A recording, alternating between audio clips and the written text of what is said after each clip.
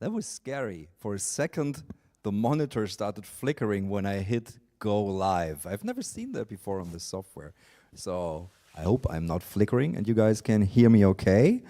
Oh, my voice is pretty low here, pretty big here in the room. Okay, I think you can turn that down a little bit. I feel like a stadium announcer in here. So everybody, so let me check. I'm going to the comments now. Wonderful. So I'll be seeing when you're here.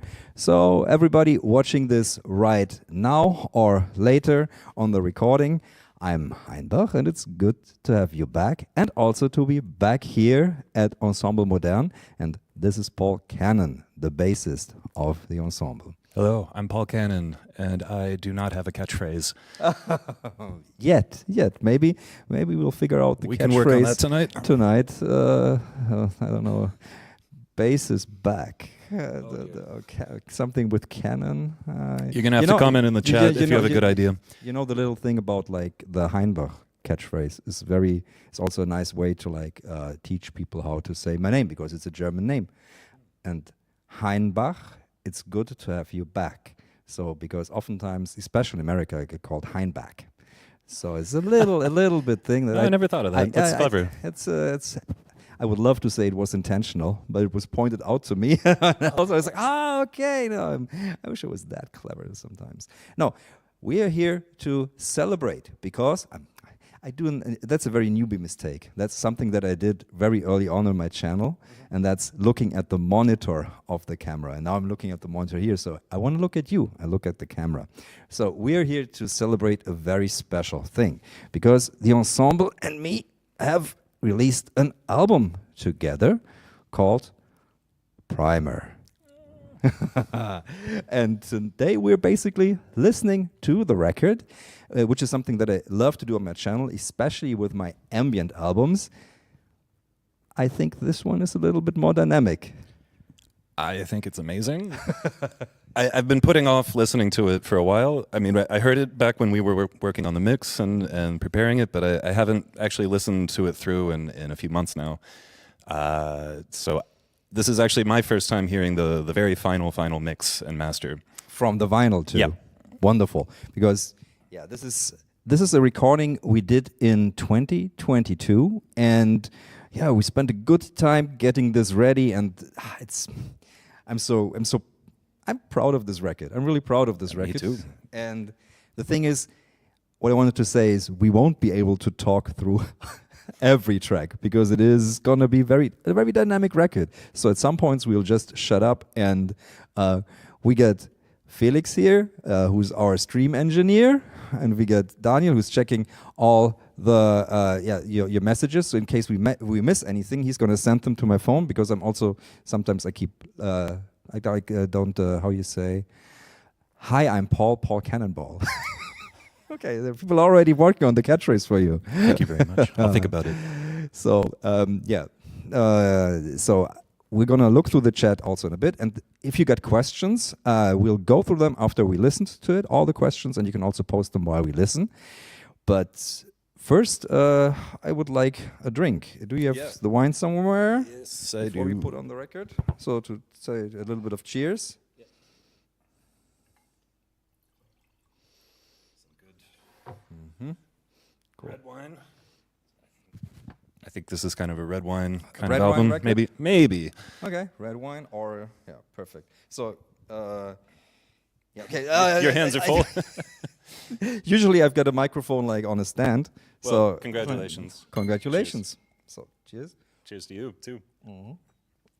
And now I'm gonna. Do you want to put it on?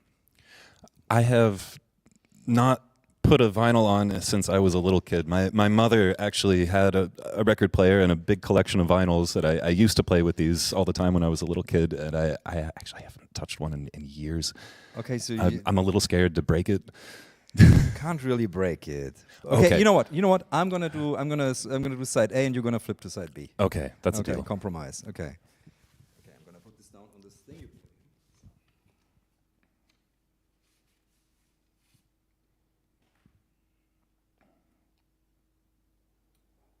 Side A. Here we go.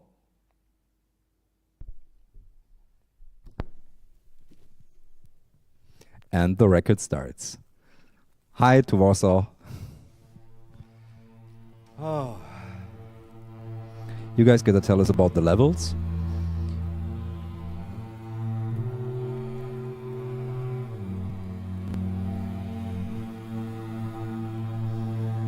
So this is the first track. I think it was also almost an album title. It's called Their Own Definition of Grandeur. Right. Right. I love that title. I forget where we found that. I don't remember. We had so when we mixed this, Paul came to my studio and we took, because this is a live recording, but it doesn't feel like a live recording because in mixing I wanted this to sound like a record. And Paul came by and we cut and spliced parts and made it feel and sound like a record and give all what was basically one continuous improvisation going from step to step its own separate parts and meaning. And we took new names for all of the tracks. So this one is Their Own Definition of Grandeur. And we arrived by these names by chance sometimes, by picking. Well, you had a big stack of books. Yeah, I love to have poetry books around for exactly that purpose. This was definitely from a poem. I can't remember what it is. I'm sure if somebody quickly Googles the phrase, they'll find it. I think it's a quite old poem. And the thing is that why it works so well, because music is patterns and pattern recognition. And when you then open up a book of poems, you find new patterns. And sometimes your eyes just lock on a pattern that fits in with the musical pattern, and that becomes the name. That's how it works for me. This track is very dreamlike, very dreamy.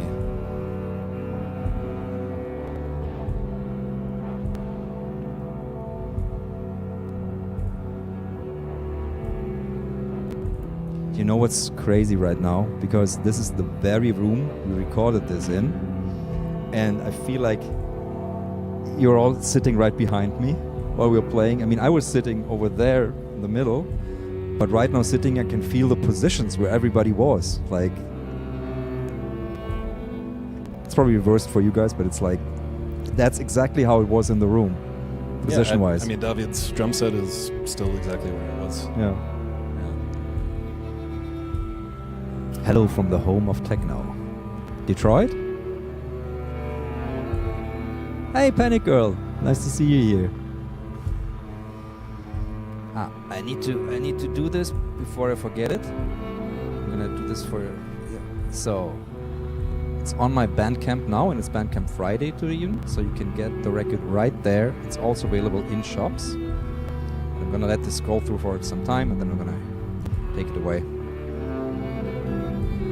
Zach Steinkamp, what was the genesis of the collaboration with Ensemble Modern? How did it come to be? I think that's a question for you. I think it is. Well, I suppose like a lot of you watching now, I'm a big fan of your channel. I was really inspired and touched by a number of projects that you were doing. There was one in particular with it was an installation you did for the Impulse Festival in Destruction Loops. Yes. So there was a very political statement from you, but a gorgeous project. I think you have a video on your channel about that, which is where I found it. And between that and seeing some of the other projects you've done, that's the only demonetized video on my channel. I'm not surprised. No, but I was very inspired by that, and we have a series here called Checkpoints. This is about to drown me out, isn't it? Yeah. Okay. Okay, I think this is now, because this is called Hammerzeit, and we've got David on the drums here, smashing it absolutely. So this might volume-wise be good, but I think it's also good to give these tracks then a bit of space. So for 1 second, you can pump up the volume, Felix.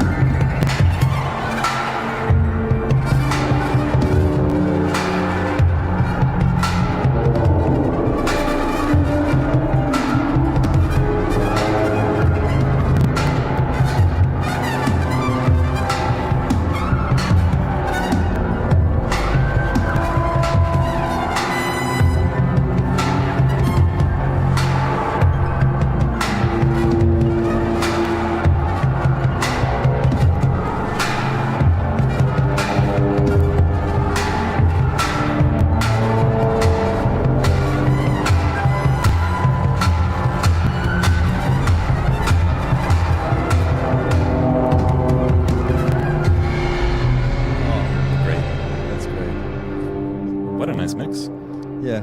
from you. Thank you. You did the whole mix yourself, right? Yeah. It's fantastic. Yeah. I mean, here in this room, of course, we have this super luxury speaker system. Yeah, it's behind us. wonderful. It's so different, like, because we're working on a new project now that premieres this Sunday, and it's so good to be here to listen to the record now. So, yeah, this is like a little cut that we did. This is like a prepared piano now, right? That's either a piano or... Is it? No, it's the viola. I think that's a viola. I think it's Megumi, viola, it's Megumi Megumi. had some clips on her strings. Yeah, exactly. But this kind of track was one where you really made a big difference between the live version and the recording. Yes. That this is really spinning around the room. Yeah, this is something we put up a tape loop in my studio and added that to what Megumi was playing and created like a little collage again out of taking these parts, respinning them. But Zach's question before was, how did it all come to be? No, that was a good question. I just... Hey, 1 second. Cuckoo, hi. Nice to see you, man. No, that was a very good question. So we have a series here in the house called Checkpoints. We've been doing since about 10 years, where twice a year we bring in very different artists and people who we wouldn't normally do projects with necessarily, who just have something special that we think could be interesting, and we just take 2 or 3 days and put it all together. And sometimes it's quite interesting, but it's hard to see where it could go from there, which is fine. We always learn a lot from those projects, and they're very dear to us. It's always a kind of project that came from one of the members, you know. Just somebody had a particular interest. In our case, it was just I'd been watching a lot of YouTube and especially a lot of your videos. And I thought I'm pretty sure we could do something interesting. I didn't know it was going to be this good. Now the show itself it was 100% improvised. Yes. To put it like that, there was no written score or anything like that. But we just jammed for a few days and found a common language. And some of the things, well, you're hearing it. Yeah. So some of these moments are just unbeatable. It's beautifully abstract, while at the same time it's very real. Like there's a core to it, and I think you mentioned to me, like you hold the distinction to being one of the loudest ensemble, or the loudest ensemble. I think there was something about that, and I noticed that when I was playing with you guys. We can make some noise in an acoustic sense, if it's called for, and maybe if it's not. I don't know. Beautiful.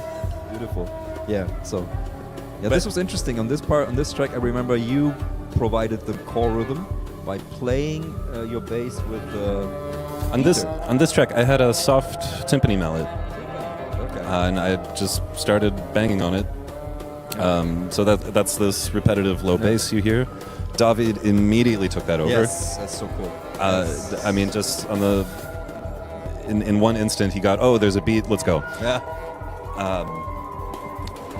You can't fight that. Yeah.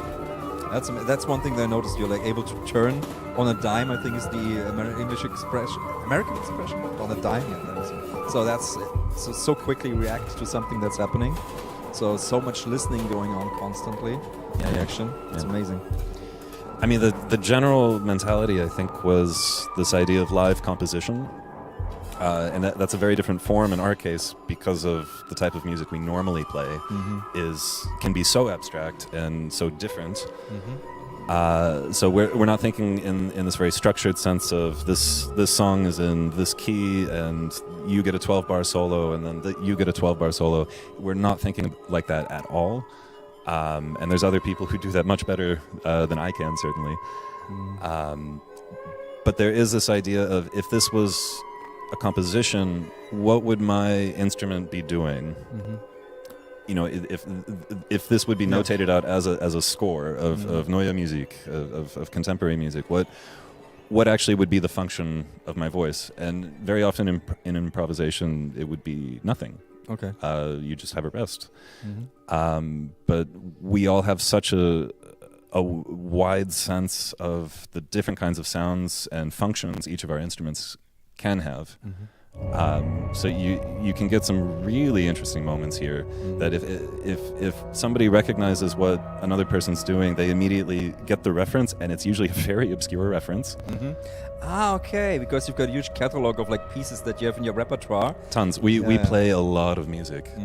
I mean, it's something like 100 concerts a year of different programs. So all over the board, I'm constantly playing different stuff. And sometimes very experimental, sometimes very avant-garde or you know, noise-based or electronic or whatever, but also from a very classical background as well, or maybe academic, you might call it. But from I love when you show those moments of rehearsals also on your Instagram.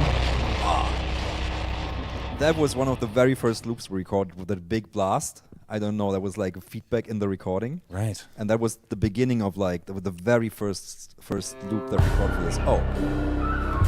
We have to be quiet now again, and please up the volume for this. This is the title track, Primer.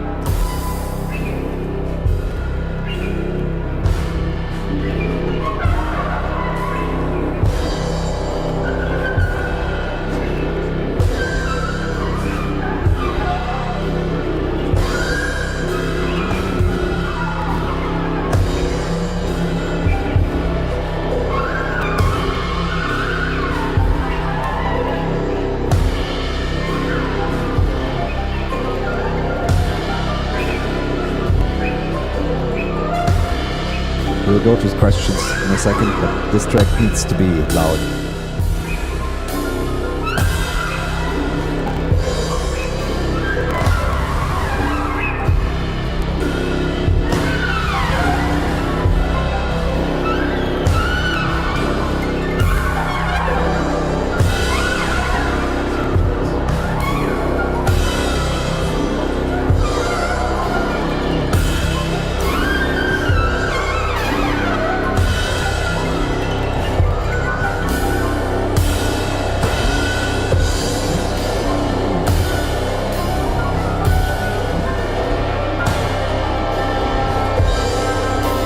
Sava Stoyanov, ladies and gentlemen.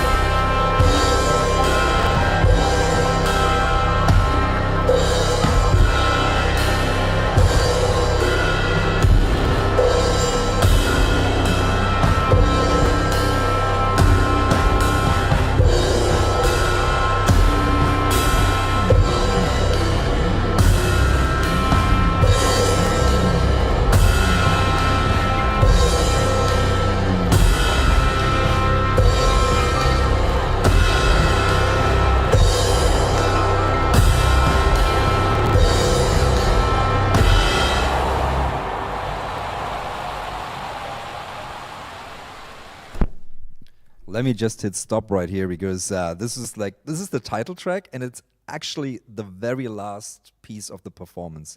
That was such a wild moment to be in, and there's a video I think that you can watch on the Bandcamp. I because I have footage for the whole show, and that's like when you see at some point in that track, my face is exploding in a giant smile. I'm just like, yeah, this is one of the most powerful moments of music I've ever been part of. Oh, we were cranking it. That was fun. That was fun. And yeah, I'm just gonna stop it because a bunch of good questions before we go on with the record. 1 second. So the one question. Let me get it. So Zach, any hiccups or growing pains to learn from work together?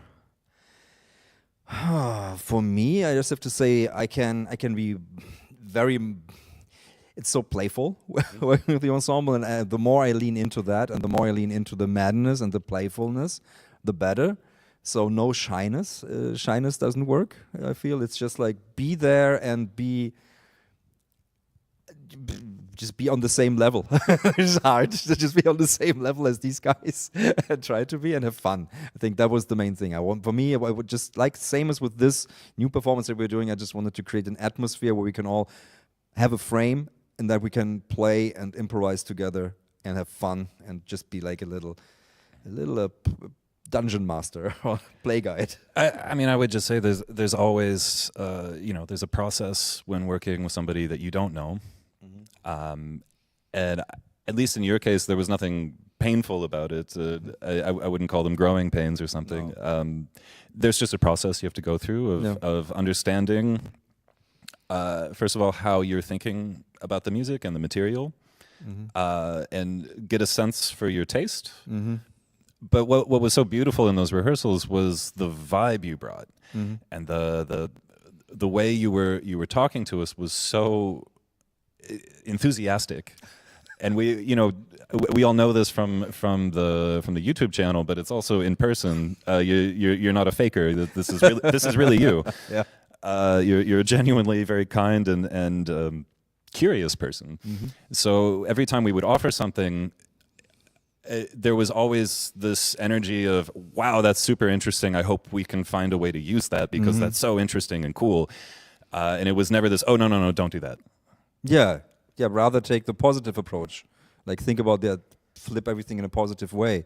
And the one thing that for me was then for this, when I go now like into this new performance, one thing that I learned also from the process of us editing the album, I was like, I want there to be more points where you're like, now there's a stop and now there's a start, and like more like a bit more composed endings and stops. So I have these more. That was the one thing that I got from like the editing process, to let each part stand out more.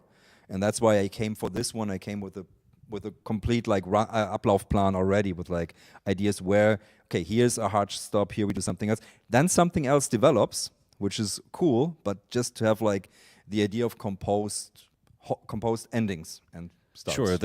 What we're doing this week is totally different, I would say, from last time. Last time was very, very free, and that was just kind of exploring some possibilities, I would say.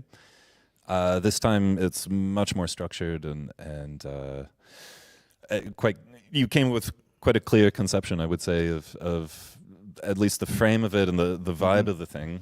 So how it's going to go is already quite clear, which was not the case with this this project. Exactly. So that's going to be on Sunday at the Alto Oper here in Frankfurt. Yeah. Exactly. There were some other questions. Yeah, there were many more questions. Sorry. Okay. Awesome. I feel like in Auschwitz or Gaza. Ooh, yeah, it has a very apocalyptic vibe to it. For me, this is like downfall of an empire kind of vibes that especially the trumpet solo brings. It's pretty hardcore, I feel. But yeah, it has an apocalyptic vibe to it. So in parts. I mean, there's also some very sweet moments here. In this part, yeah. Yeah, I'm sure. Eric Garter said, is or will there be a Dolby Atmos mix? I can't mix in Dolby Atmos. I don't have a Dolby Atmos studio, but I have all the single files. So if somebody who can do all Dolby Atmos and wants to try their hands on it, I would love to hear it in Dolby Atmos. It could be interesting. Could be very interesting because we have all the separate stems and all the effects and everything. So I'm kind of an idiot with this. What are we talking about? That's like immersive sound, like you have in the cinema. Oh, okay. So yeah, multi-speaker things. So that would be cool. That would be cool in general. Yes. Cool. Bruno, so nice to see you here. Where are you sitting right now? This doesn't look like Hainbach's basement. Yeah, Caitlin, this is the rehearsal stage of the ensemble, right? This is our main rehearsal space. This is where the Ensemble Modern works on a daily basis. It's based in Frankfurt am Main, Germany. And this is also where we had the original performance of this recording. That is where we are, in the Docksaal. Lots of nice comments on the music. Okay, and there's also Thank you so much. in chats. Oh, yeah, wonderful. So, moral to the story: don't be a Hainbach. Okay, that was for like saying yes and no. So we've got one more track on this side, and then we're gonna move to the side B, which you'll have to do. Okay. So going to last track of side A, which is called 60 Miles Apart. Oh, there's some dust already on the record. Now that was just the end of primer. Yeah. I cut away the applause. That's another one of the collages that we did.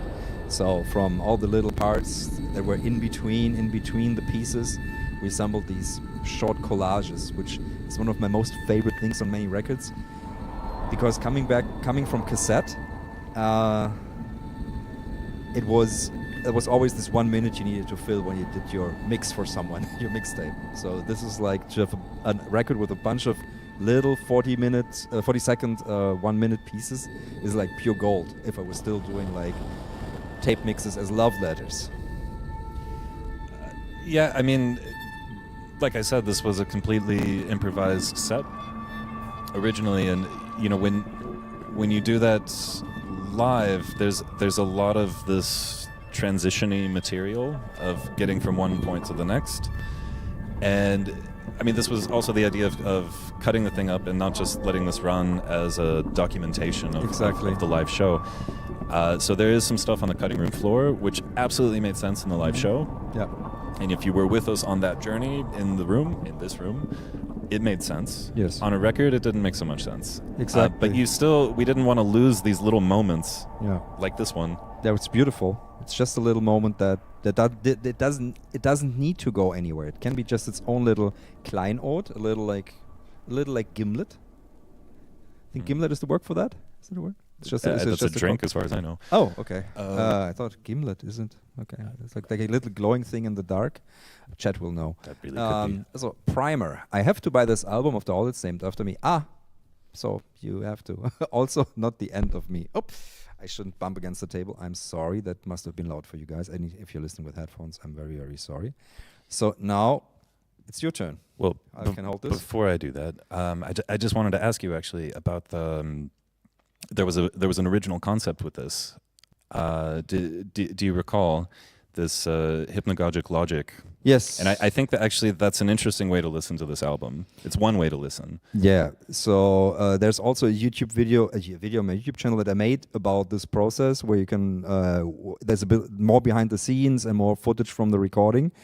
And the thing that was, I wanted to take the chance when I was asked by Paul to improvise with musicians of this caliber. That was the most exciting thing for me, but I wanted to improvise in a way that I understand and the way that I improvise as a guiding principle for the improvisation.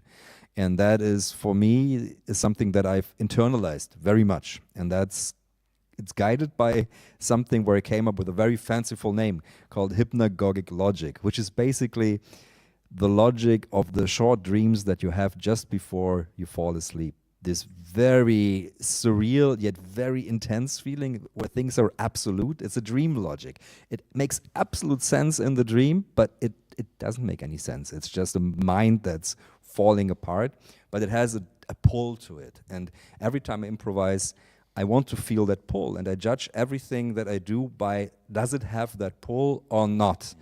And I had to I formulated that as like a guiding outline for how we improvise. That's why there's so many moments that seem like very, very different. So there's parts that we're gonna hear that are musically very different from other parts, but that enables you to do, in my mind, these rapid cuts to different things and different themes and different worlds very easily. So hypnagogic logic guides this whole piece. And it makes sense listening to the record, but it's a fun way to improvise. At least I found that, and that was something we all had in the back of our minds when we were playing the show. That was a concept you gave us before you came, and you talked a little bit about that in the first rehearsal, and then we kind of just let that idea sit. We didn't focus too much on it. No, it's just the background. It was in the back of the mind. Yeah. Okay, so Paul Cannon on the desk. Flip it. Seems good. Did you say your mom was watching today? Oh, okay. He flipped it. Hi, Mom. You can also do it with, okay, but you can blow that away. Is there a cool way? You can do it, if you want to be safe, you can do it with the lever here. So then, yeah. Now you can drop it down with the lever. Good. And now press start. Side B, I have to say, of Hainbach and Ensemble Modern Primer. This is I Belong With You. Cheers.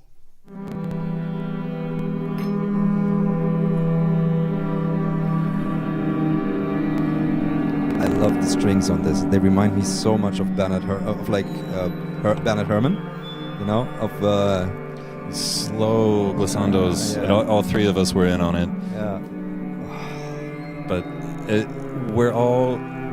we were all trying to find these moments of nice sonorities and then immediately slide away from them. We never talked about this. We just knew that was going to happen. Okay. Yeah, you hit like, oh, here we are. No, we're not. It's like beautiful. It's like constantly drifting in and out, like oscillators detuning. Maybe in my world. I wasn't thinking of it quite like that. You have to think like that for this piece. Thank you, Wyatt. The tape sounds are the recordings of the ensemble, or are they from your archive, Hainbach? So, Karl, the tape sounds are actually something that I recorded in the first improvisations with the ensemble. So I basically set like a topic, and that topic would be recorded onto tape. Everybody would improvise in a way, and then I would cut the loop from that. Yeah, that was the first rehearsal, actually. Exactly. That was creating these like sound worlds, breath, or like the most kitschy and beautiful thing. And but that's also because of that method. That's the reason why some of these tracks, it's a little bit hard to hear the Hainbach in the Hainbach track, because the way you were working, you were working with recorded material of us. Yeah, half speeded, quarter speeded, slow speeded, filtered, but still, like it blends. Like the tape loops blend. There were 7 tape loops that I put through the room, and they blended with the sound. Sometimes you could hear synthesizers. I played a bit of Seat Lombard, and sometimes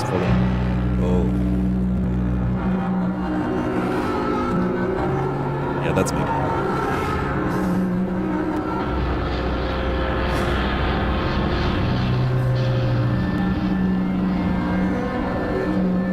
Sometimes you just need to really scratch the thing, you know, dig in.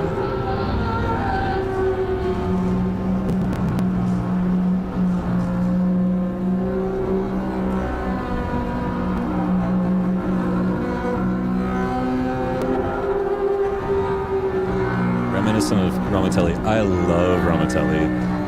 Nice catch. If you don't know Fausto Romatelli, please, after you've listened to this album a few times, please go check out any recording of Professor Bad Trip by Fausto Romatelli. That is such a good piece. Okay, I'll have to try. I'll have to listen to that. Yeah. That's Civilization Tutorial. You came up with that name. That was supposed to be a placeholder. So, Paul, where did that name came from? Well, I don't play a lot of video games, but you might be able to guess the one. Age of Empires. Almost. Yeah, but that piece, when it came about suddenly, like in the performance, Out of nowhere. this was what is happening. That's cool. It was so cool to like be in this moment when this started to exist. I personally, this is my favorite track. Yeah. Because it was such a spontaneous moment and very different from everything else. Yeah. Just very fun, very sweet. Yeah.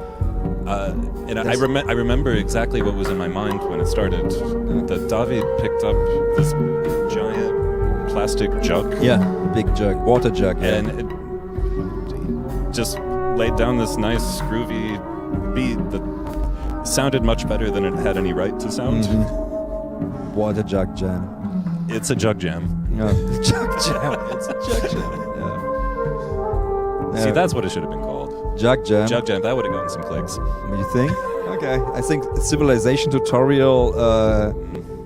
Still good. Still good. Still good. Yeah. And then here comes Savo on the trumpet again.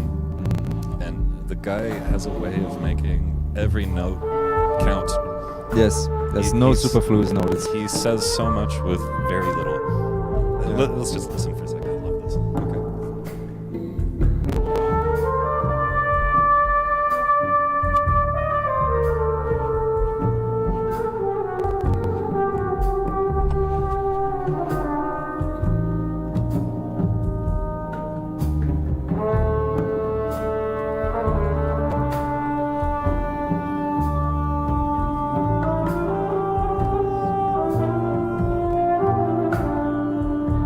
Paul plays the double bass. First, last.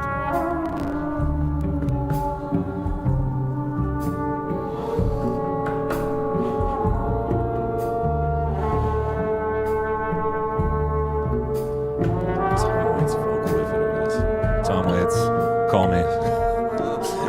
Would love to. Civilization tutorial start now.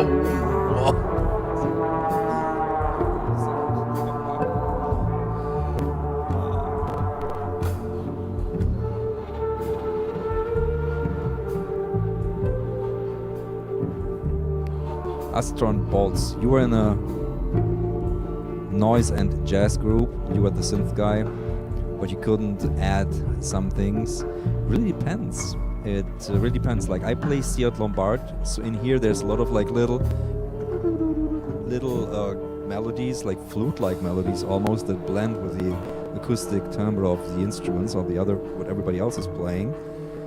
And that's instrument that you can very well mesh with ensembles because they play very acoustically in a way. Ha! The flourish. Yeah, prepare piano.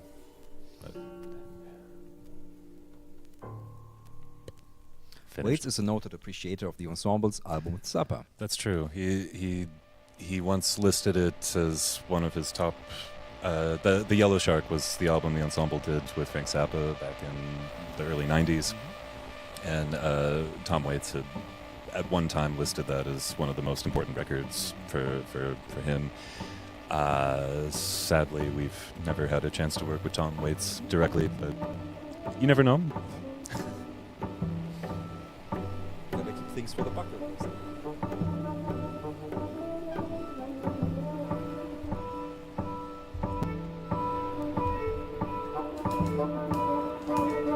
Carl Klein, YouTube video, there are some parts with incredibly pitch speed changes. This track also on the record. Can you play it now? Yeah, it's on the record. That's Rheingold. That's at the end of this record. That's comes at the end.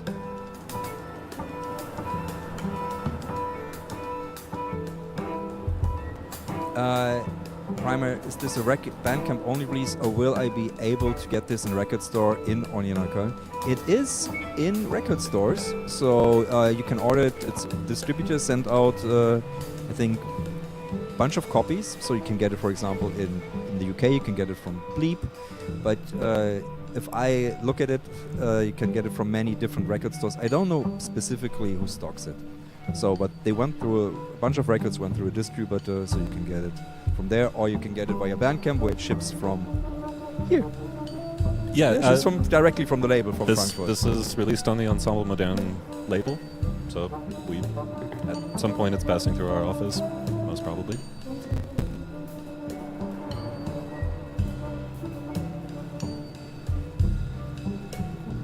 just had the impression of Gun to Earth by David Sylvian. I have to check out that piece. I have it in my head. I have a bunch of David Sylvian pieces in my head, but I don't remember. I can't remember that particular one off my head.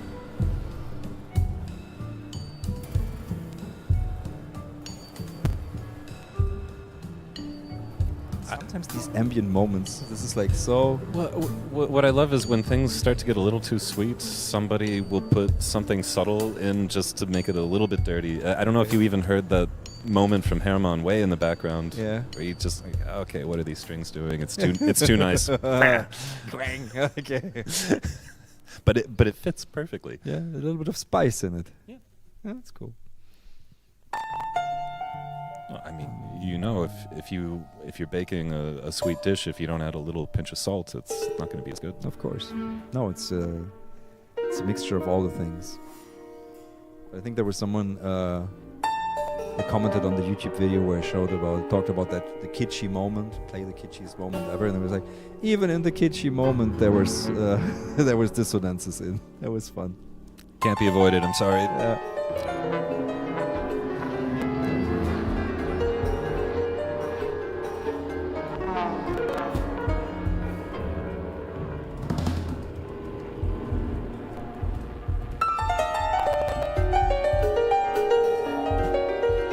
Sounds so brilliant in the sound. It's so, and hearing it in this room, like it's beautiful because we recorded. I mentioned it before, but we recorded the record in this very room, and I'm sitting now here, and it feels like Herman is playing right behind me. It is cool. I love that it's a half-prepared piano. Yeah, exactly. You just hear some certain random notes will be stopped or affected, but he's still able to take a very interesting solo. It's super nice.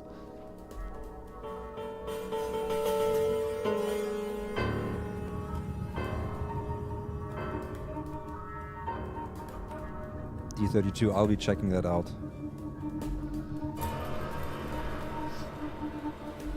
Cheers, my synth dungeon.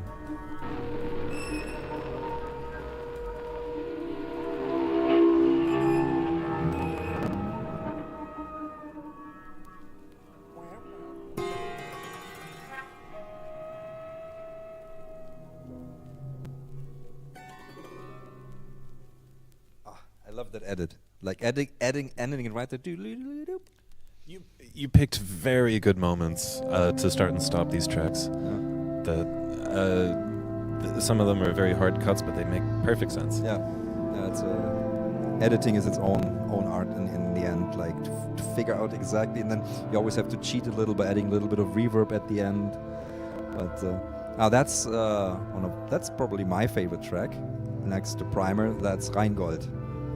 That was the kitschy track, and right now we are hearing the ensemble from the tape loop mostly. That's everybody at half speed, and then you blend in and come in.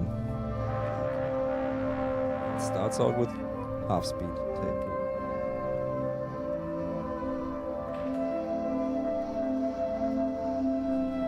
Carl, there are no tape destroying techniques on this one, but there was a lot of wobbling of tape the way it was routed, so it's definitely not running stable, which adds to the effects, and sometimes it's heavily overloaded, like in the recording process.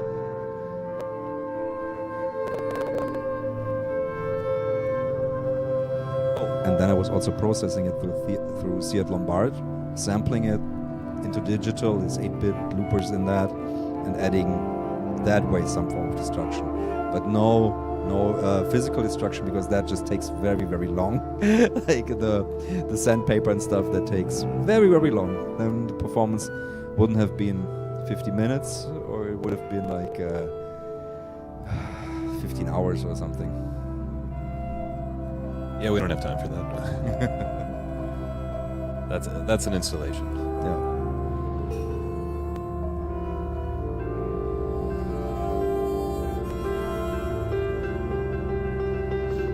Yeah, but just imagine like playing like 15 hours on an ever-destroying tape loop. That would be both horrible, but also challenging. Are you pitching the project right now? No, I don't think. It's just torturous. It would be torturous. Torturous and extremely expensive. But fun. No, I mean you could do it over 3 days. You No. would just you'd need to have the musicians swap out. Yeah. But I mean, you know these Morton Feldman pieces Yes. that go on 5-6 hours. So, Yeah. you know, Mhm. you have to start off completely dehydrated, or you're gonna have a problem. Oh, okay. Okay.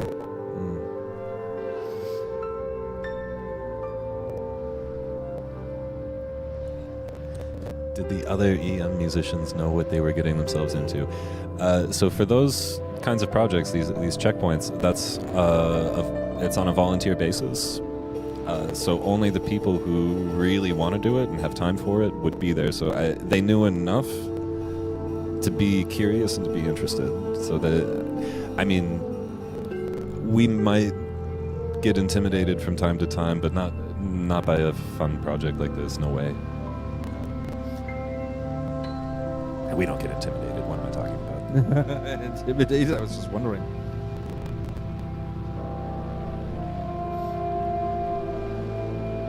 So I love this. This is just, it's so drifting, and here.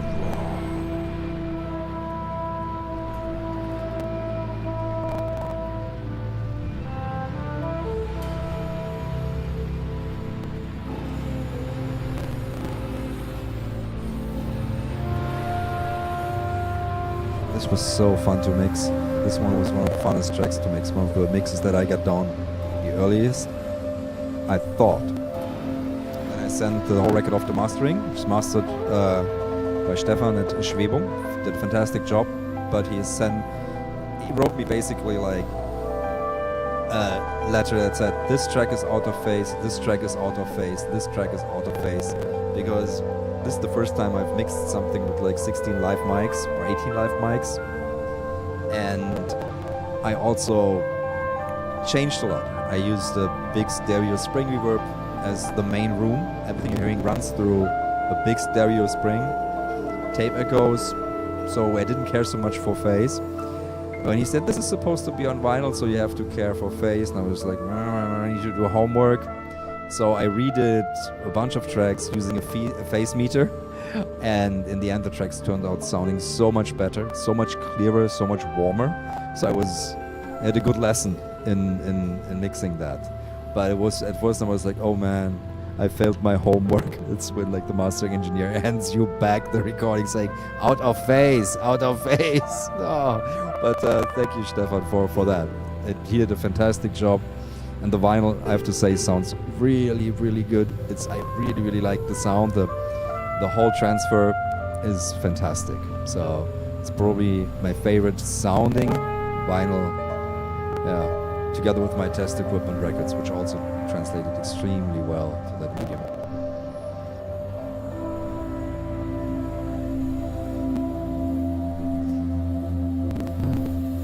Oh, thank you, Bruno.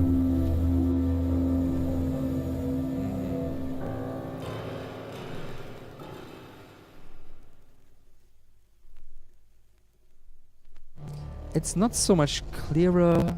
Maybe it's a bit clearer in the mix, but I just love the distortion and the low-pass filtering that the tape process adds for this, because it just focuses more like here. The record lives more in this space to me, so that's what I really enjoy about the vinyl version of this. The digital probably make out a little bit more details, maybe, but I don't know. I don't think it sounds cool in both versions. I enjoy listening to both. So, but just perfect. It's so clean also from this record.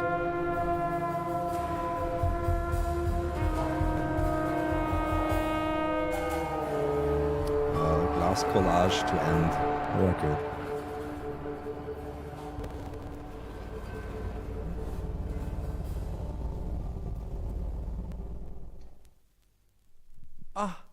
Did you hear? I don't know. I don't know if you could catch it from the streaming compression. Even though we should be streaming in stereo and it should be sounding pretty good, but there was just at the end there was a little click. So that that's like that ended from the vinyl was like, now it's over. I was like, okay, you're done.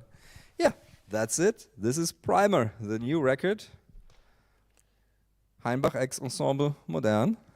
Man, bravo. Yeah, Bravo. It's to a you. That was super cool record. wonderful. And very well mixed, nicely put together. Oh, and the Super artwork nice. is by Nani Guterres, whom some of you might know. She did the artwork, for example, for the album I did in 2000, Assertion, with the fish, for example. And she did a lot of my merch in the past. And yeah, you've seen a bunch of my self-released records have a cover by her.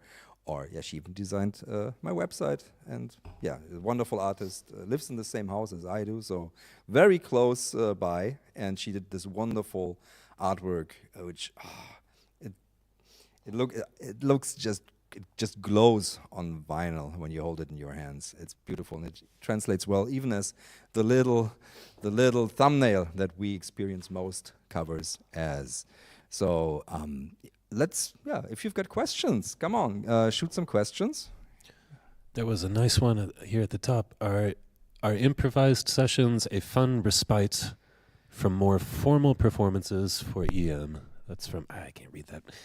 From Attic Hatch Sound Bob. Attic Hatch Sound Bob Cabal. Okay. That's a nice question. We love to improvise. At least I do. I think most of my colleagues are very happy to do improvised work. It's not that we don't enjoy playing through composed or fully composed pieces, but that at least 95% of what we do is really written out and through composed. So once in a while to have a chance to say something of our own is definitely a nice exercise and very healthy. I don't think enough classical musicians do that. Yeah, it's not really in the classical improvisation. It's not usually in the mindset there. Yeah, you're welcome. What's that clicking sound at the end? That was literally just like an artifact of the process, or like some dust on the record that ended that. If that's what you mean. Or is there just a clicking sound right now that we are not aware of? No? Nothing? Okay, good. Thank you very much. So, mic noise. Oh! Yeah, probably bumping the mic might have been. What does that mean? Maybe. Cool. You hear something? Don't know. Good. One more spin. We still got a little bit of wine. Do you guys want to hear it once more? Drop a something. Say something. Yes, like or something. We're gonna do it. Yeah, I'm gonna make Paul do it. Flip it. I have to practice. Yeah. Okay, just do it. Just do it now. Caitlin L. That's one of my big bugbears. Actually, classical has tons of improv at first. The 19th century ossified it. That's true. There's a big history of improvised music going way back. I mean, even the bass was noted. It was like Generalbass, basso Yeah. continuo, So and certainly the keyboard player, the harpsichordist, would have been improvising on some level, but also the other instruments with flourishes, cadenzas very often were improvised, and it's just something that got lost in the tradition. But it's coming back, and I think the ensemble does more and more of these types of improvised projects. Yeah, because it's fun. Come on, it's like fun. Fun is the one thing that translates to everyone, I think, best. Like, and especially when you frame it, because I think Isomatic got the question, how much % of this record is improvised? And it's kind of hard to say, but I would say it is. In my mindset, it wasn't blank, because we had rehearsals, we had a mindset that we were going into, and we had these tape loops that we recorded before as guidelines. So there were right. It wasn't unprepared. Yeah, it was. Yeah, it was prepared but improvised. Maybe. Yeah. Sure. How would you put that in a percentage? I mean, at least my part was 100% improvised. Okay. At no point did we say you should play these notes in this order or anything like that. Okay, that never happened. That's something nobody ever said to anyone, right? I Well- don't think in this whole thing. Nobody is told every play these notes in this order.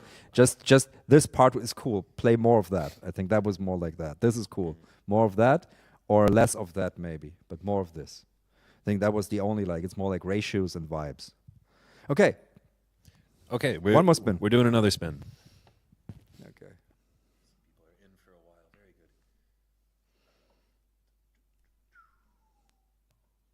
More trumpet, please.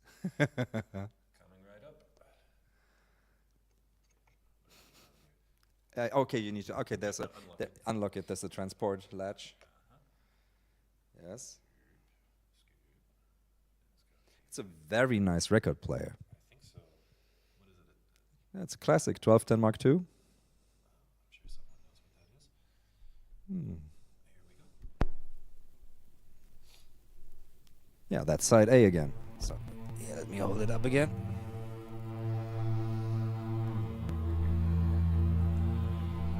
So, we have Dietmar Wiesner on flute, Johannes Schwarz on bassoon, Sava Stoyanov on trumpet, Hermann Kretschmer on piano, David Haller percussion, Megumi Kazakawa viola, Michael M. Kasper on violoncello, Paul Cannon double bass,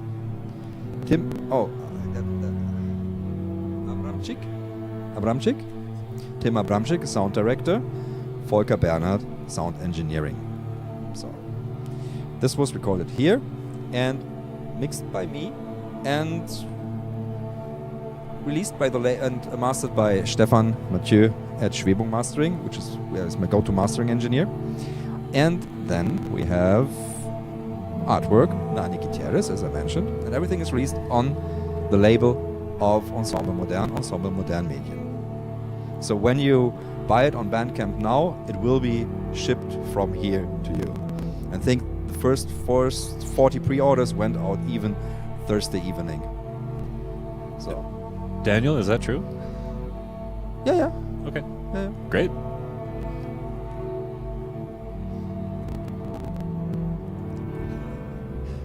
Daniel says it's true.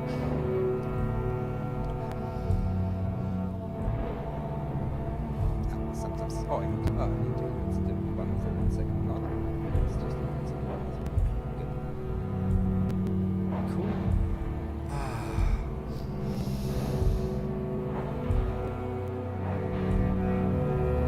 I think in this piece there's my voice in there.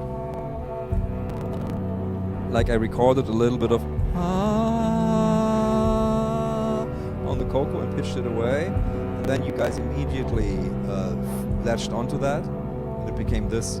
Because there was a moment where I was thinking, oh no, you're running away from me, because you're doing in the improv, you were going very wild, and turned out in this very, very like something that felt like very, oh, that sounds very you, but I'm also sitting here, I want to also play. And I did, and everybody suddenly, something new is happening, what's happening? And then it became this. That was a super cool moment.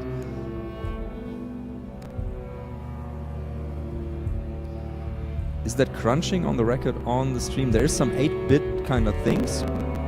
Like that's my voice actually. That's my voice sampled on the Coco Quantus that you can hear sometimes there. Yeah.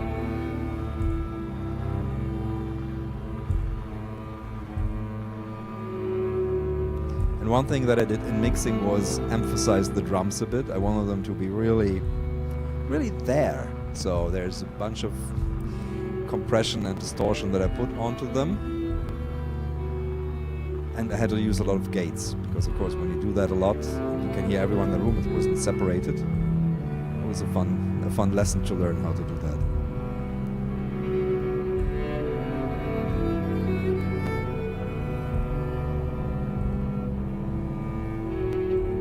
I'm not hearing like is one of the mic crackling. It's clear here.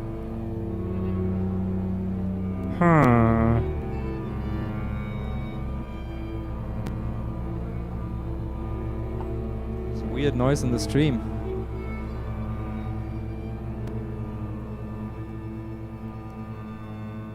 What could that be? It's a bad mic cable. Oh no!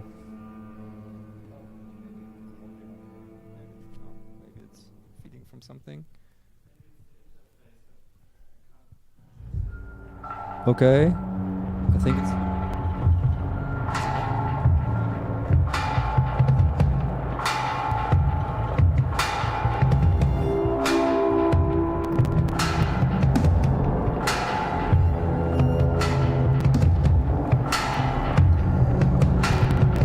we call this one Hammerzeit because that's the beat style of David.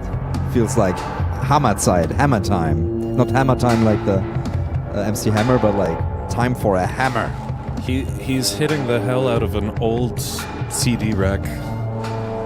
It's a metal CD rack. Okay, crackles in the music. Okay, yeah, it might, as I said, it might have been the 8-bit stuff. There's something hilarious about this conversation.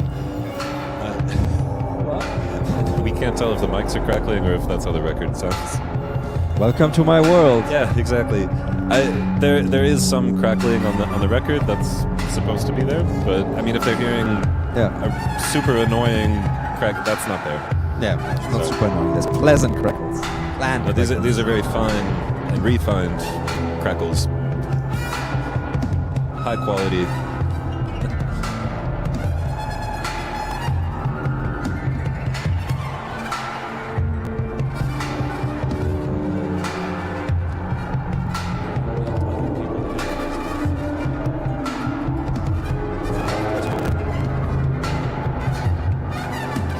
When I came to Berlin, it was very easy to meet people to improvise with because there was the whole scene. I don't know how active it is still. It was Echtzeitmusik. There's even a calendar, Echtzeitmusik, where you could check out shows, and there was so many improvisers all around.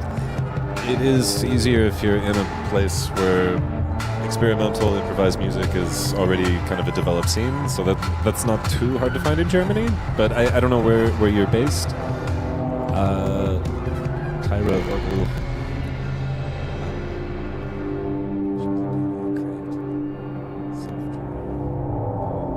That track has such a good ending.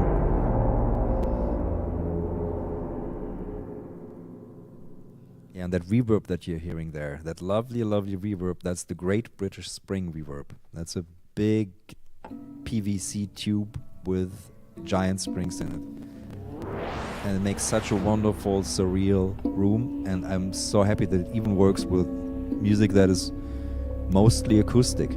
It adds a dark, interesting space. Because this room, like, it sounds good, but it doesn't sound amazing, I would say.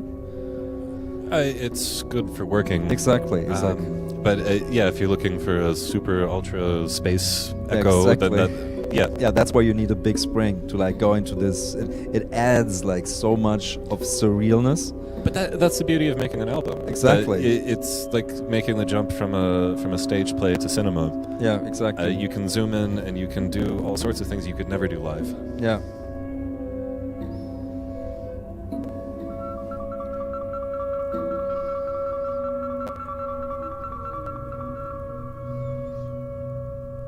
Glasgow. I always want to go there. That seems like a fun place. Tyra's in Utah. So, Chad, if there's anyone in Utah who also wants to make some crazy music with Tyra, now's your chance. You could also try the subreddit. So there's a community who's interested in many things. I think it's very focused down to tape and test equipment right now. Feels like that's the place where people go to if they want help with their Uher tape machines, or if this function generator will actually be useful for music or something. So there's a lot of people that help each other out in that regard.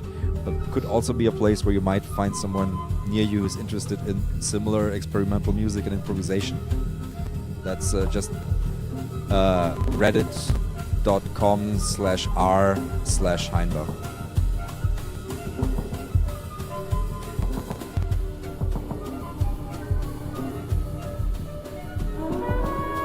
Just so you know, the album is available on my Bandcamp and everywhere where you buy records.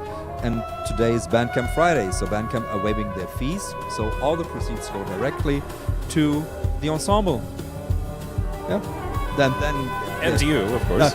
Once we hit, once we got over the production cost of everything. Right. So after breaking even, so that's still some time off. But it goes directly, and that's the Bandcamp is still one of the best ways to support musicians. It's still amazing, and that's something that boggles my mind with the enshittification of the internet. That Bandcamp still is a good place. It's just wild to me. Thank God.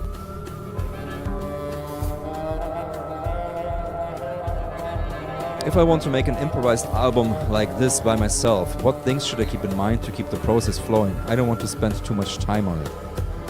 You mean an improvised album with other musicians and keep the process flowing? It's good to have like a show, like to have a deadline, something you have to aspire to, something you're like, okay, we have to do this by this time. A deadline is one of the best things. Then you know, okay, you have to make every day count. And then you don't spend too much time on it.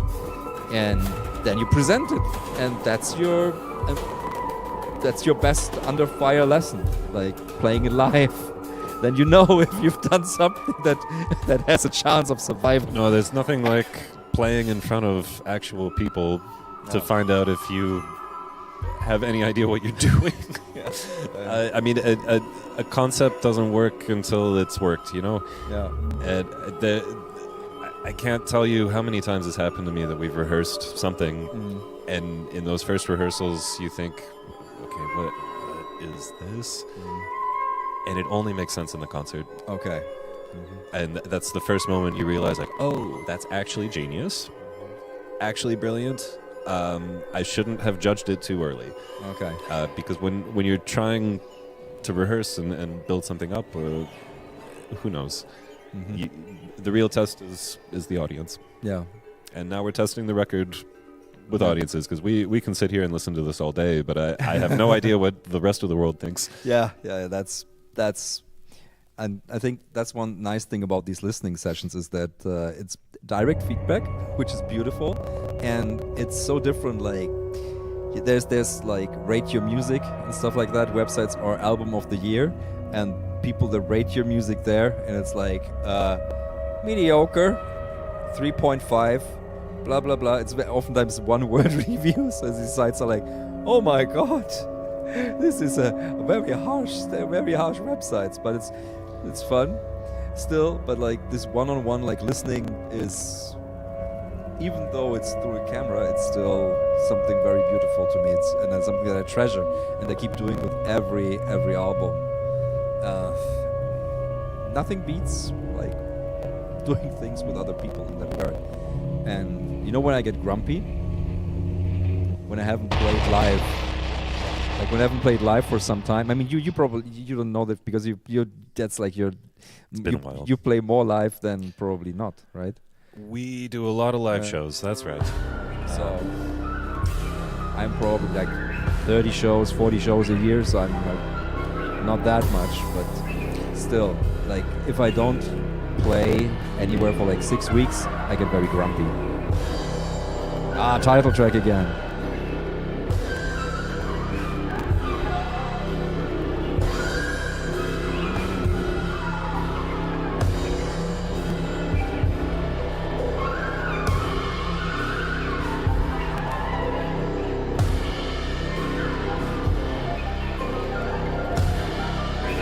Thank you for listening, Caitlin. And thanks for all these super nice comments, actually. Everyone's so nice. No trolling, nothing. It's just super friendly. Usually like that. Like my audience is, I have to say, is pretty amazing. It's wonderful. These tracks are not in the order we performed them. Yeah. This was the end. This was the end, but we made it the title track, so it couldn't be the end. And it's just too good to hide it at the end, because we have to face this. People listen to records from the start now, every time. So you have to put some of the best music in the beginning. And I mean, this is at the end of side A, and the reason was we thought this piece has to have like a highlight position. It can't be in the beginning, because it's one of the most powerful pieces, but it also can't be at the end. So it has to have like a point in the middle. There's like, because there's this catastrophe feeling also. So in the classical like drama, this would be, yeah, a catastrophe basically. Maybe Act 4 or maybe something that happens in Act. If this were like the Scottish play, this would be the murder of the king or something like that. I'm not gonna say the word. Don't say the word of the Scottish play. The name. The percussion sounds so organic and lively, perfectly inhabits the space on the track without sounding intrusive. Hey, David Haller is a genius. The guy knows what's up. Just happy to play with him every day. I'm happy to play with all these guys. Oh, he's amazing. So muscular playing.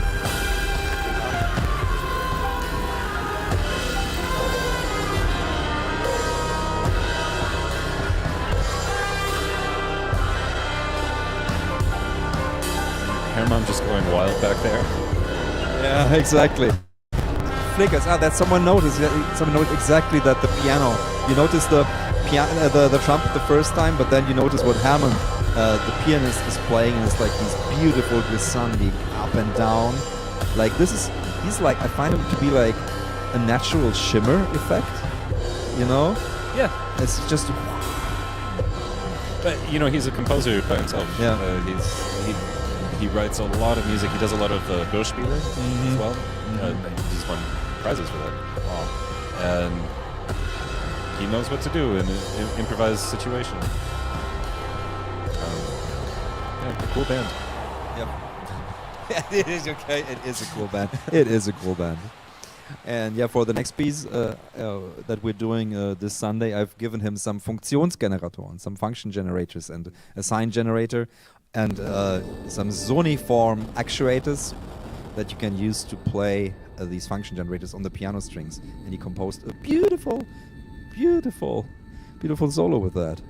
He figured that out pretty fast. Yeah, he was a bit like, I need to practice, and like, but then immediately when in the run through or in the meta score it says here's a piano solo, he just dropped it, and everybody was like, wow, that was so cool. It was so fun.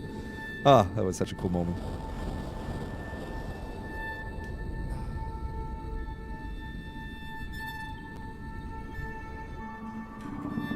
Cinematic, that describes it, Professor Joe. I really feel like this is something that I wouldn't be so amazed. I wouldn't be so like. Let's say this is something that I would personally try to pitch in a movie. So, oftentimes when I do movie work, I give them like music to edit to, and this is something that I would put in there. I think maybe you could try with this. It's maybe a cool piece. Then when temp love sets in, that means the director and the editor, they all love the temp track, and can we have then you can say, yeah, you can keep the temp. Really? Yeah, you can keep the temp. It's good. And that's something that's pretty cool. So because temp love is hard when you have to, like for the last movie that I scored, they had like a Brian Eno piece in there, and I thought, I can do that. That's like kind of my jam. But it was, of course, super hard. It was super hard to write a piece on that level for the exit music of the film. It was also a 6.5 minute piece that I had to do. I did 4 different pieces, 4 different ones.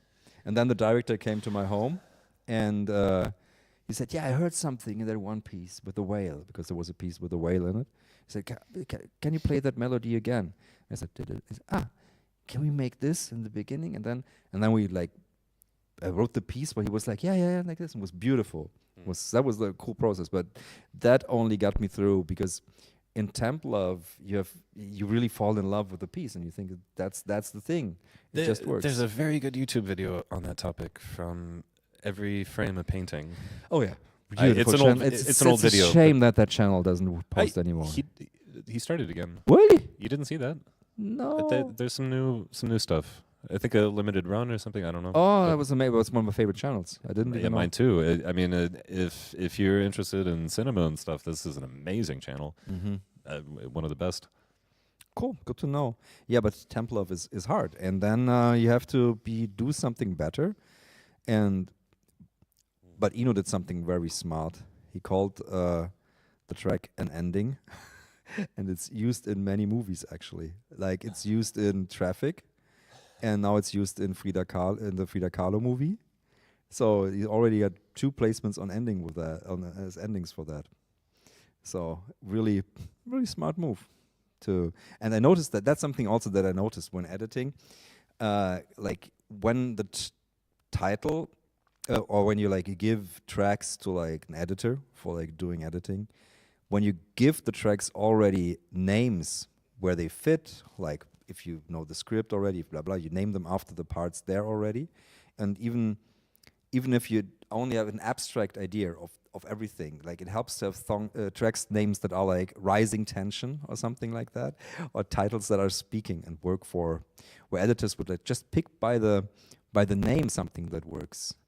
There was one film that I scored called Shock, and they picked a track that I would never have picked for that scene music-wise, and it was a track called What Work Is. And in that scene, it was basically the death of a sex worker from an infection. Very sad scene. And they picked that track that to me was referencing something completely different. And I would never have put that music there, but it worked so beautiful exactly because it wasn't descriptive. It was it fit more in the meta concept, what work is, and that made it so much more darker, that scene, and so much more beautiful. That was wonderful. That was a point where I was so thankful to the editor, and the directors for like the how they made my music good by choosing the right spot for it. So yeah, location.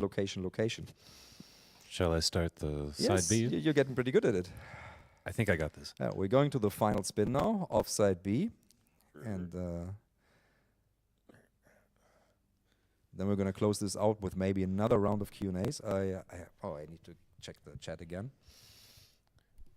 Here we go.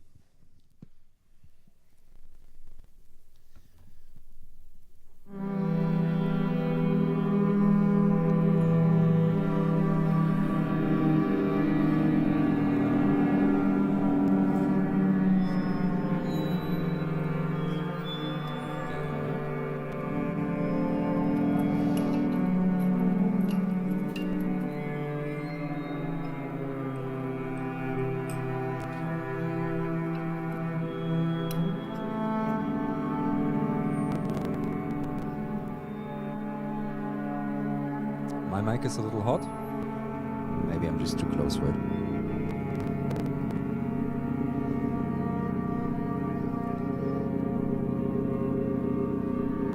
Okay, I'm not eating the mic anymore. I'm really not used to handheld mics anymore.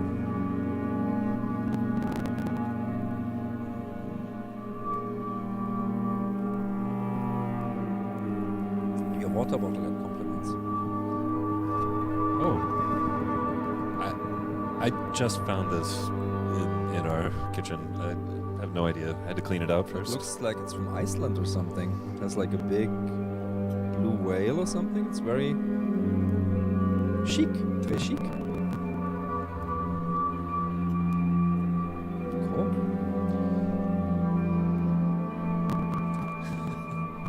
Thank you, Project Home Studio. Hainbach, have you ever collaborated remotely? Oh yes. I did, for example, I did a 4-track collaboration with my friend Jogging House, who runs Psy Records, also in Frankfurt, and we sent each other a cassette. So I recorded side 1, he recorded side 2, I recorded side 3, and then he got on 4, and that was the track, for example. Then I did a back and forth, what's this game? Exquisite Corpse kind of game with Jeremy. Red means recording. That was cool. Yeah, sometimes I do things for other artists where I'm like asked to add like a beat or add like a sound. But I usually prefer to work in a space with people. It's so much quicker. Yes.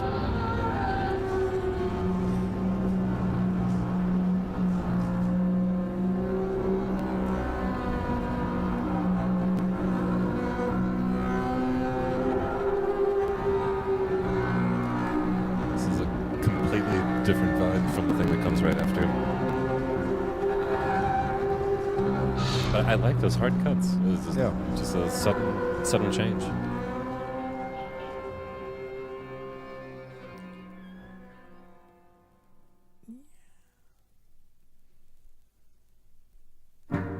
Ah, there it is.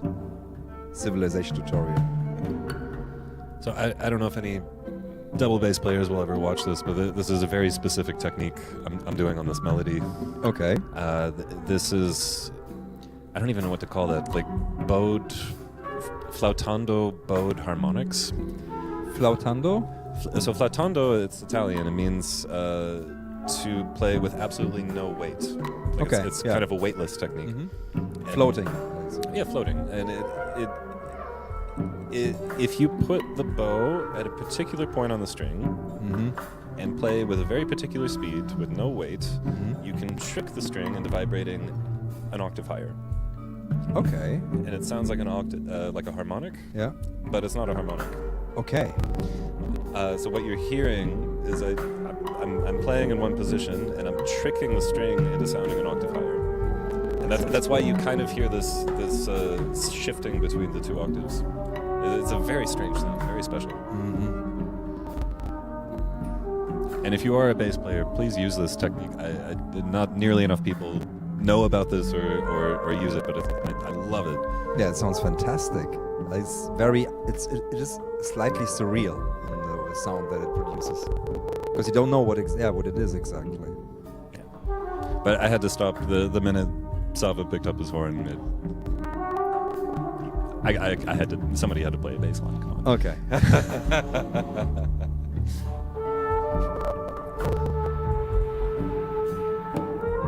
Ah, that's so cool. I thought it was a cello pizzicato, not double bass harmonics. When improvising, do you ever pick a chord progression to follow? I don't think so much in that anymore. I mean, as a bass player, I have to think a little bit like that from time to time. So there were parts of the show where that wasn't really relevant. Yeah. This was maybe one of the moments where it was very relevant. Yes. And I got to decide what key this was in, Yeah. more or less, because this was a totally unplanned moment, this Yeah. track. So that's what I was feeling. Yeah. Sava took it immediately. Yeah. And that's where we were. Everyone just kind of gelled around that tonality. Yeah. But you don't think about a chord progression so much, or do you? And is that something that There's not a chord progression it's here. more like lines to me? No, this is a very modal Exactly. style, and when you play the lowest note in any chord, you decide what chord it is. Of course. So if people are listening, then you have a little bit more power in that regard. Okay, but you can construct a chord over it, but it's not like you're not. No, but it can be recontextualized by any bass note. Of course. So if you take any triad and play that at the top of a piano, you could try all 12 notes below that. You have 12 completely different chords. Okay.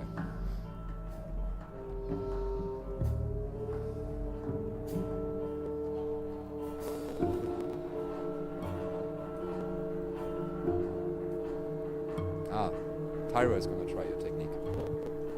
Good. Takes some exploring, but you'll find it.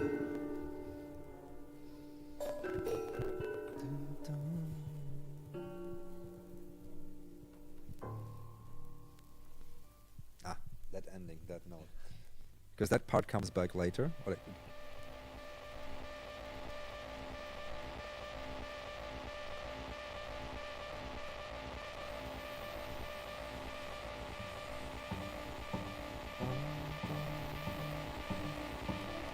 Oh, that's the most ambient part, I think, of the record, almost, like in the sense of how much space there is.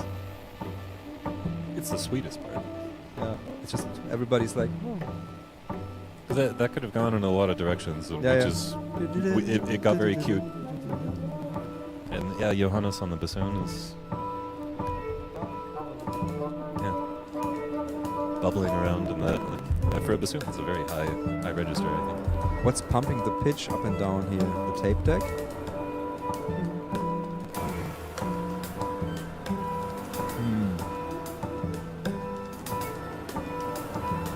I think there's not much flutter right now. Oh, that's fading out by the time that I typed that. Oh, it's okay. Yeah, there was something that I sampled. I think it was something that I did on the Coco Quantus, where I sampled it apart and moved that around with. That's me singing here. Also, it was That's you. Yeah. It has to me like that. What's the fantastic cellist vibe from New York, 1980s? Arthur Russell. Beautiful, I guess it kind of has that vibe. Just like a vibe. Reminds me of.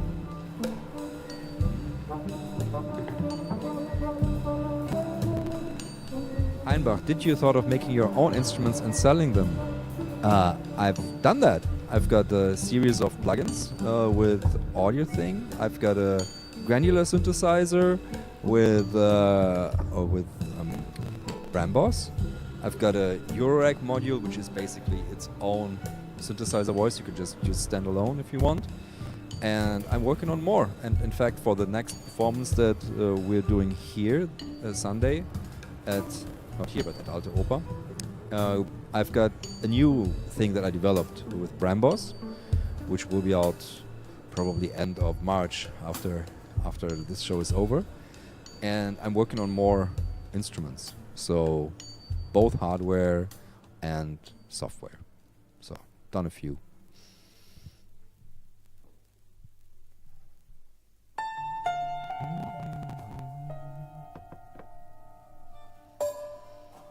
That's where I said here it comes again, because that's the track.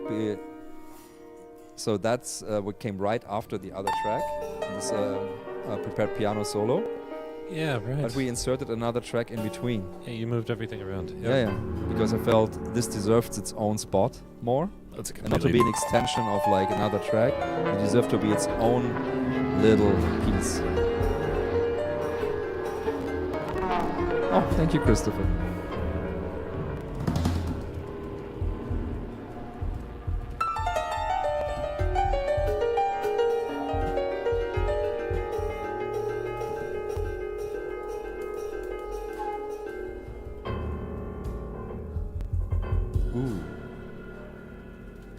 I'm really happy about the bass drum sound.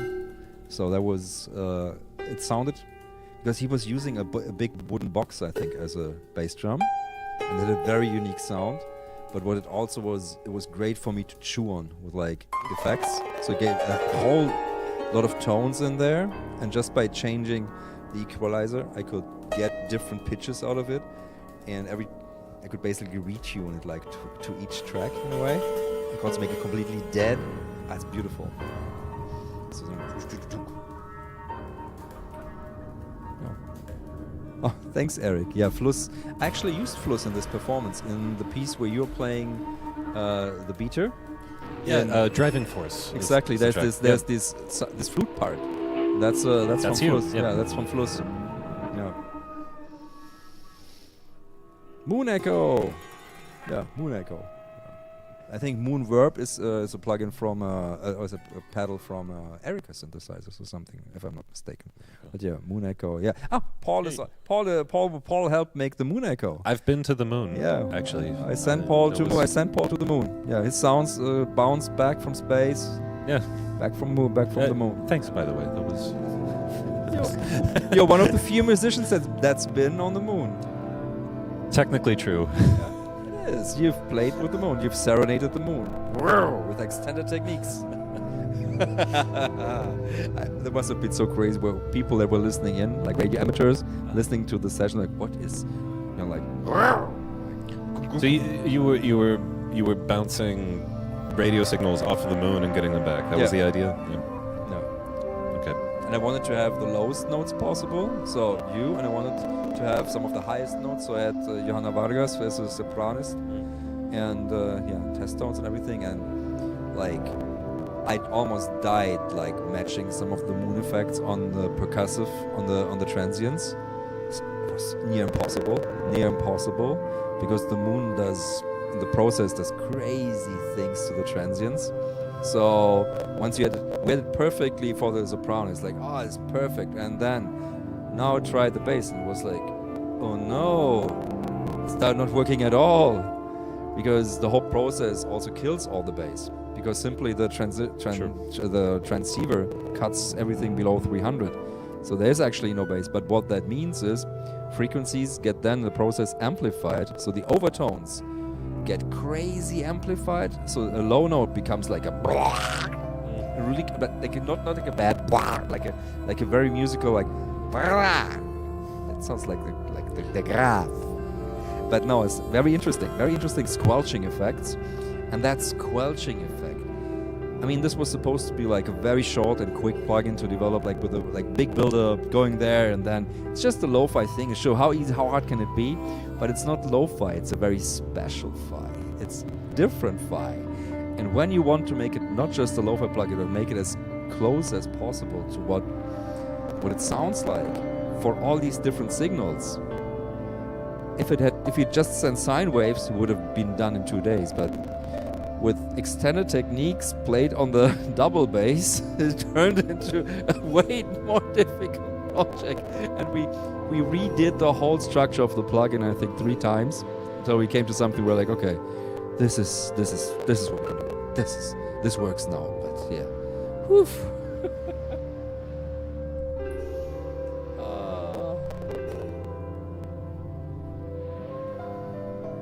Oh, thank you, Tyra. Oh, Christopher, that's beautiful to hear. Please tag me when you post it, when you post the project about using my plugins. I always love to hear what people are up to.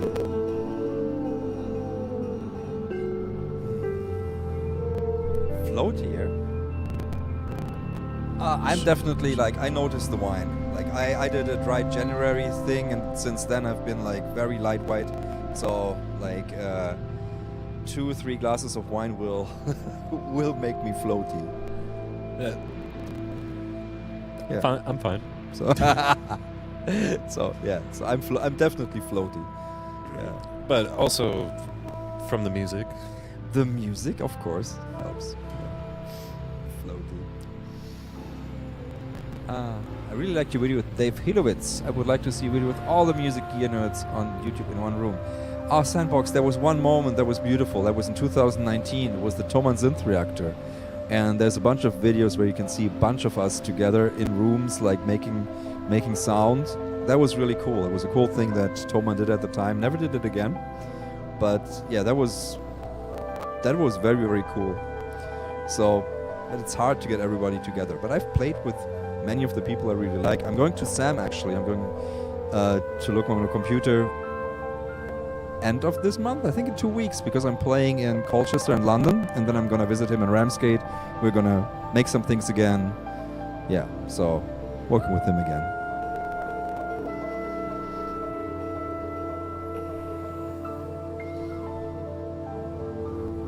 Yeah, Bear of the Moon, that was prepared piano. And actually I have a video on prepared piano where I did some things with magnets that many people like, because there was like, what kind of magnets do I need to buy to prepare my piano like that? So that's also on my YouTube channel.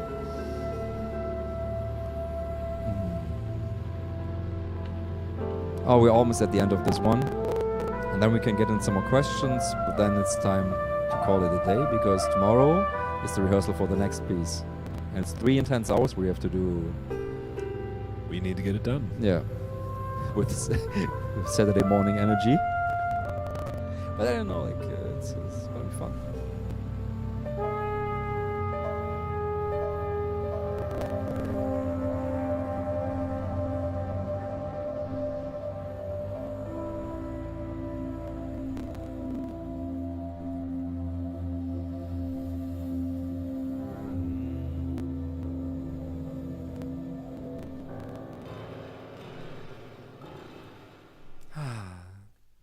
now one last collage, and then we're out of this. This is actually we end with the start. This is the beginning of the show, wasn't it? This is the beginning of the Okay. show. That's the tape loop at the beginning of the show. That's you guys playing at half now, slowed down at half speed and playing over it. I think. Yeah. So just a short moment.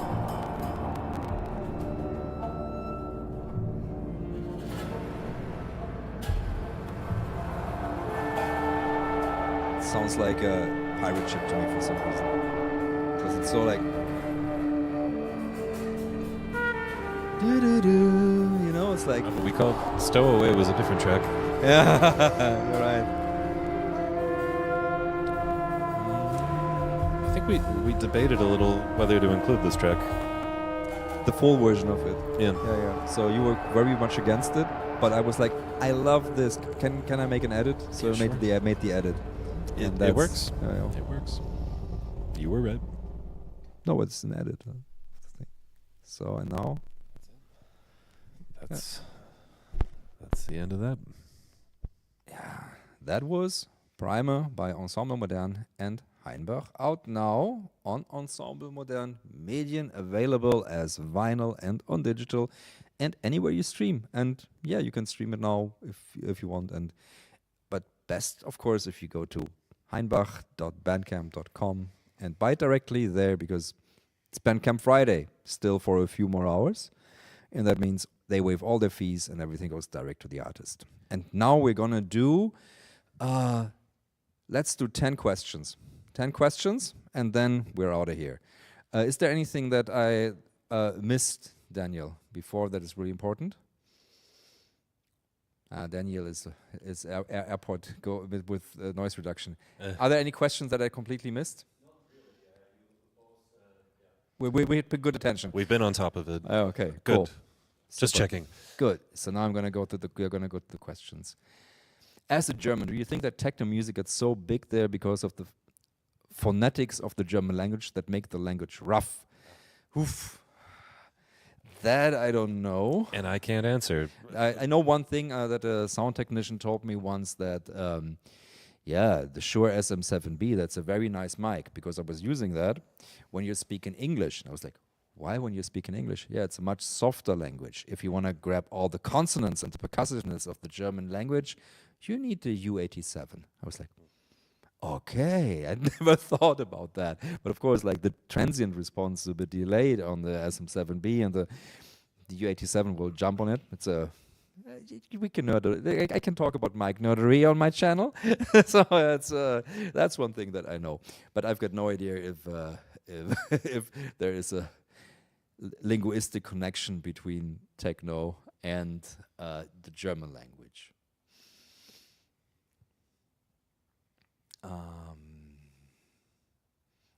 Thanks so much for all the nice comments. Thank you all so much. That means a lot. Thank you. German is softer than English. I mean, the endings are always hard. I mean, like, that's one thing that my father, who was a professor for English, always told me, you're a Schwarzwälder. Because I always every time I tried, all the endings of when I say something in English are always hard. I don't know. This is a very, very easy giveaway. And I think I did one of those tests, like, what's your dialect like? And it immediately went to German. But then I thought, of course, TikTok knows my location, and they can just say, you're probably from there. It's just the easy way around it.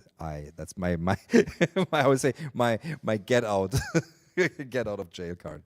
Yeah, I don't know. I think the content of what's being said is kind of important. Tyra Orgel, will you ever perform in the US? I guess that's directed at me because you guys play there often. Not so often. But you go over there. I personally go over there from time to time. Okay, but the ensemble? We were there last year. Okay. We played Carnegie, we were also in Houston last year. But it's very hard to organize a tour over there. Yeah. That's very difficult coming from here over Distances. there. Not just the distance, travel costs, financing. Financing is a big problem. Yeah. Artist visa? It got very expensive. Yeah, it got very expensive. It's $3,000 and half a year. I think that's like kind of the thing that people are quoting me for, like a 3-year visa. So and multiply that by each musician in an ensemble or an orchestra for that the matter. process is like, okay, you need to prove your for you, but it's like it's a whole process. You need to go to the embassy and stuff, and it's really that what makes it really hard to tour because you also need. I also can't like do it by myself. I can't say I need that. I need a booking agency basically in the States that says we'll have gigs for this guy for 3 years, and he's excellent because he does this. So there's a lot of red tape involved, which makes it hard for me to just go over there and tour. So that's sad. France, I don't know why I'm not playing France. I don't get booked in France. I get booked to Spain. I'm playing Barcelona on the 4th. Italy, I played a lot. I play the Nordic countries. I play Poland. I play basically everywhere in Europe, but France, and I don't know why that is. But I want to play.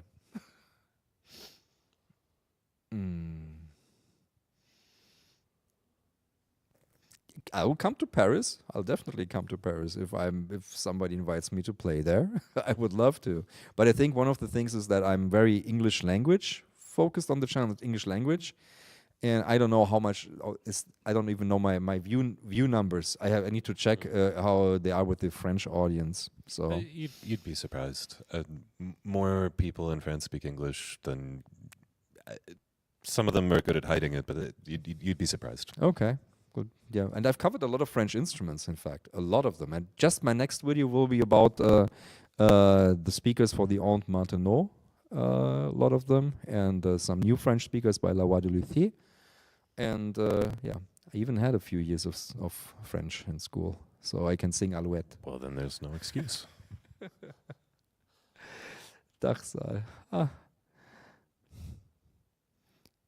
Wir sprechen English. Okay, okay. Hi, France. Yeah, tell your booking agencies to book me. That's the main thing. That's the main thing.